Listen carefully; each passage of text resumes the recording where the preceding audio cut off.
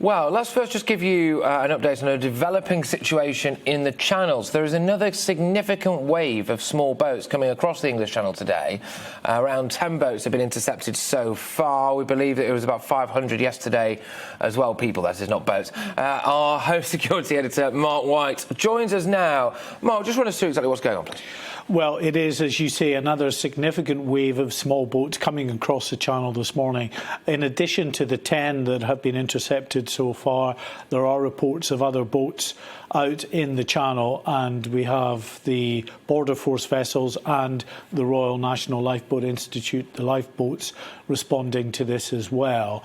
It follows the interception of about 500 on this side of the channel. Others got into difficulty on the French side of the channel and had to be rescued by French authorities. We also had the death of another migrant reported this week in the channel as well. The conditions, even on what is a relatively calm day for this type of time of year, are not good. Now, I think we can take a look at some of the pictures that have come in this morning. It is utterly astonishing to believe that, to see that we are getting boat after boat still coming across the channel. And of course, we're told that there are thousands of people in the northwest of France, along the coast there, in areas like Dunkirk, Calais, Boulogne, all waiting to get the people smugglers, to get them on boats and across the channel. This is the border, that was the Border Force vessel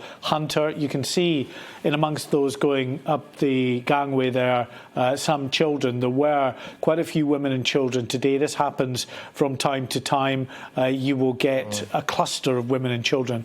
We've got to say that the vast majority who are coming across are young men, up in the high 80 percentile of those coming across are young men. Here, another Border Force cutter full there of migrants. They will have been taken off several boats in the channel. Basically, the bigger ship, the cutter, goes out and it meets up with these small boats, takes them off, deploys its own rigid inflatable boat, takes the people off onto that, takes them onto the cutter. When they've gathered enough, clearly when they're bulging at the seams as they are there, then they come back into Dover with them. Our cameraman down there in Dover is reporting that about 40 on each boat today is the number that he's seeing. So that is a very significant number of people out in the channel. So we're 500 yesterday. We could easily top that today by the looks of things. And we know that the rate that people have been coming over here across the channel has been more than double what it was last year. Just give us an idea of where we are at now in terms of numbers relatively.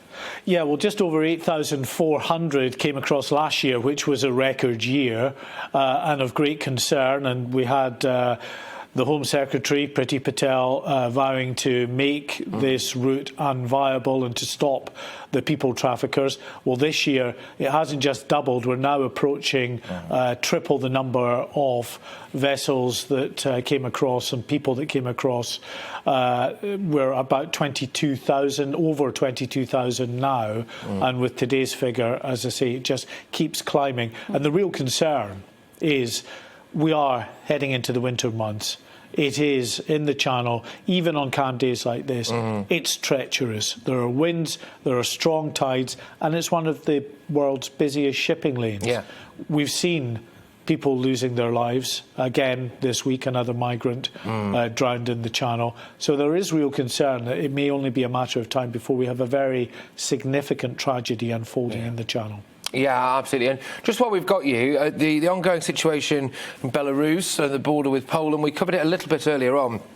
And do you think this is a knock-on effect from that? Are we likely to see people coming through that route? And what is the latest there? Well, there is no doubt, Patrick, that a proportion of those that come into Europe through whatever route, coming up through southern Europe, coming through Eastern Europe, through Belarus and into Poland, Lithuania and Latvia, will find their way to northwest France with a view to trying to get to the UK.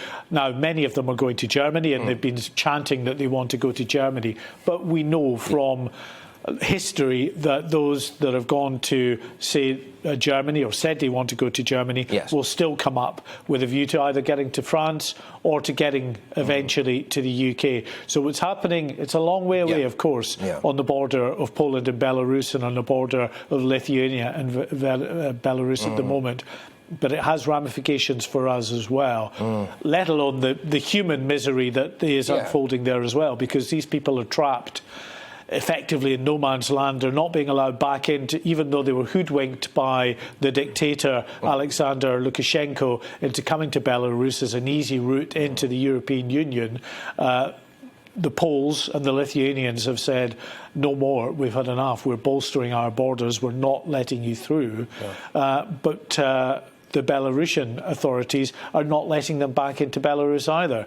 So they're stuck and getting increasingly desperate. We saw some really quite violent scenes unfolding on Monday.